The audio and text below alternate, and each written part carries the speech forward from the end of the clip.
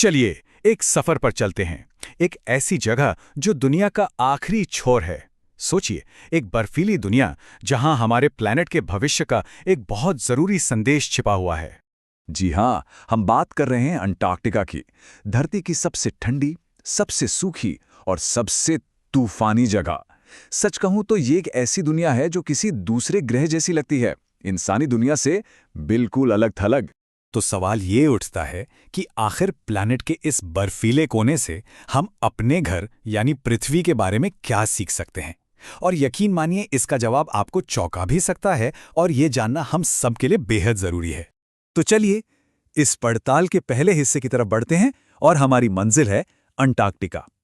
देखिए, ये सिर्फ एक जगह तक का सफर नहीं है, ये एक ऐसे महाद्वीप की खोज है जो हमारी दुनिया के न जाने कितने ही गहरे राज अपने अंदर समेटे हुए हैं।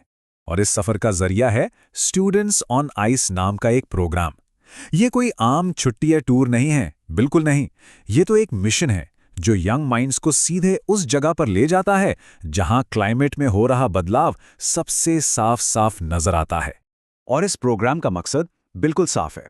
पहली बात तो यह है कि स्टूडेंट्स क्लाइमेट चेंज को अपनी आंखों से देखें, महसूस करें।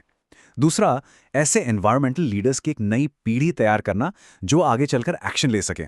और तीसरा, सबसे जरूरी, हमारे प्लैनेट के पास्ट, प्रेजेंट और फ्यूचर को गहराई से समझना। अच्छा, अब आते हैं दूसरे हिस्से पर, जो कि अतीत की एक खिड़की की तरह है। क्या कोई सोच सकता है कि आज जो जगह बर्फ की मोटी चादर से ढकी है, वो कभी एक गर्म हरी भरी दुनिया हुआ करती थी? है ना कमाल की बात। चलिए इसकी कहानी को जरा समझते हैं। तो इस कहानी को समझने के लिए हमें थोड़ा पीछे जाना होगा, गोंडवाना के समय में। जरा सोचिए, एक बहुत बड़ी पजल की तरह जिसके सारे टुकड़े एक साथ जुड़े हों। लाखों साल पहले यही विशाल सुपर कॉन्टिनेंट था गोंडवाना, जिसमें साउथ अमेरिका, अफ्रीका, ऑस्ट्रेलिया, अपना भारत और हाँ अंटार्कटिका, सब के सब एक ही जमीन का हिस्सा थे। अब जरा इस टाइमलाइन पर नजर डालिए, ये बड़ी दिलचस्प कहानी बताती है। देखिए, लगभग 65 करोड़ साल पहले गोंडवाना एक सिंगल विशाल लैंडमास था। फिर करीब 18 करोड़ साल पहले ये टूटना शुरू हुआ और फिर वो मोड़ आया लगभग 5 करोड़ साल पहले, जब अंटार्कटिका पूरी तरह से अलग होकर साउथ की तरफ बह गया। और बस यहीं से इसके जमने का, इसका बर्फीला सफर शुरू हो गया।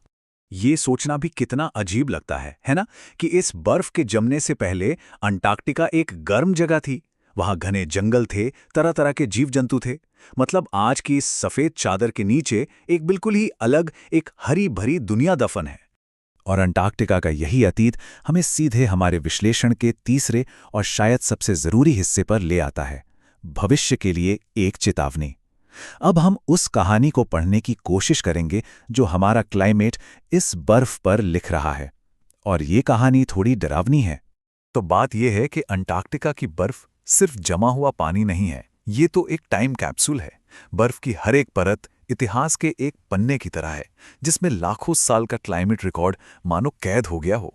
तो साइंटिस्ट इसे पढ़ते कैसे हैं? बर्फ की इन परतों में हवा के छोटे छोटे बुलबुले फंसे होते हैं। ये बुलबुले असल में हजारों लाखों साल पुरानी हवा के सैंपल्स हैं। और इन्हीं से पता चलता है कि उस जमाने में एटमॉस्फेयर में कार्बन डाइऑक्साइड का लेवल कितना था। और ये स्लाइड हमें एक सीधी और साफ चेतावनी देती है। एक तरफ है धरती का अतीत, बर्फ की गहराइयों में दर्ज एक स्टेबल क्लाइमेट जहां बदलाव हजारों सालों में धीरे धीरे होता था। और दूसरी तरफ है हमारा संभावित भविष्य, तेजी से पिघलते ग्लेशियर्स, बढ़ता हुआ समुद्री जल स्तर। और ये सब हो रहा है हमारी एक्टिविटीज की वजह से। जो फर्क है वो दिन और रात जैसा है। तो चलिए अब इन वैज्ञानिक तथ्यों से थोड़ा आगे बढ़ते हैं। चौथे हिस्से में हम ये जानेंगे कि अंटार्कटिका की वो विशालता, वो खालीपन हमारे सोचने के तरीके को, हमारे नजरिए को कैसे बदल देता है। जब कोई वहां पहुंचता है तो जो एहसास होता है ना, वो आपको अंदर तक हिला देता है। आप बहुत छोटा महसूस करने लगते हैं। जैसा कि कहा गया है, अंटार्कटिका का वो अंतहीन विस्तार आपको यूनिवर्स में अपनी छोटी सी जगह के बारे में सोचने पर मजबूर कर देता है। इससे एक विनम्रता और एक जिम्मेदारी दोनों का एहसास होता है। और बस जिम्मेदारी का यही एहसास हमें सीधे आईना दिखाता है, हमारे ह्यूमन इम्पैक्ट का। तेजी से बढ़ती आबादी, नेचुरल रिसोर्सेज का बेहिसाब इस्तेमाल और धरती के नाजुक इकोसिस्टम को डिस्टर्ब करना, ये सब मिलकर एक ही तरफ इशारा कर रहे हैं कि हमें इसे बचाने की सख्त और फौरन जरूरत है। और इसी के साथ हम अपने विश्लेषण के आखिरी हिस्से पर पहुंच गए हैं। ये वो फाइनल सबसे जरूरी संदेश है, एक सवाल जो अंटार्कटिका हम सब से पूछ रहा है। तो टेक अवे क्या है? सबसे बड़ी बात यह है कि अंटार्कटिका को बचाना सिर्फ उसे एक दूर दराज के बर्फीले महाद्वीप को बचाना नहीं है।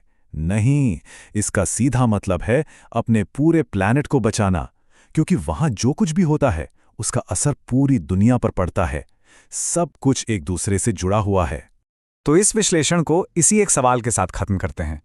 अगर अंटार्कटिका पृथ्वी की कहानी है, तो इस कहानी में हमारा चैप्टर क्या होगा? हम अपनी क्या कहानी लिख रहे हैं? ये एक ऐसा सवाल है जिसका जवाब किसी एक के पास नहीं, हम सबके पास है।